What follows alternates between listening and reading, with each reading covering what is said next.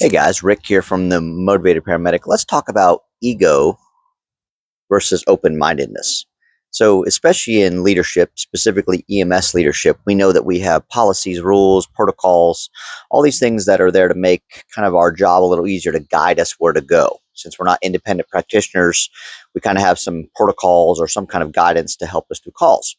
But we also, most of us understand that there is not a protocol, a policy, or directive written for every single event and every single scenario.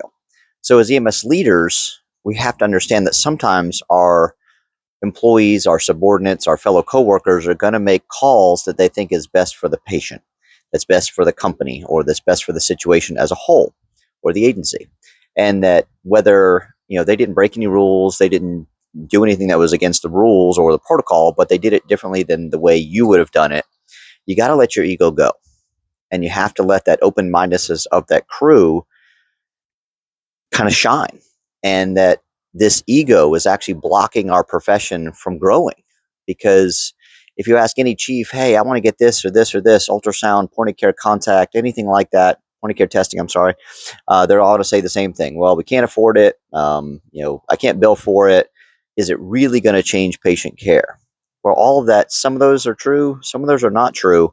But the biggest thing is that if we don't start evolving and growing and allowing our subordinates to make independent decisions that are still inside the protocols, still inside the directives, still inside the policies, but it's just not the way that we would have done it, we're going to stunt those employees, and they're never going to grow, and they'll probably leave our agency to look for an agency that is more open-minded, more progressive. So as always, think open-mindedness, give a little grace to your employees, have some patience, and be safe, help those around you, and help other people grow.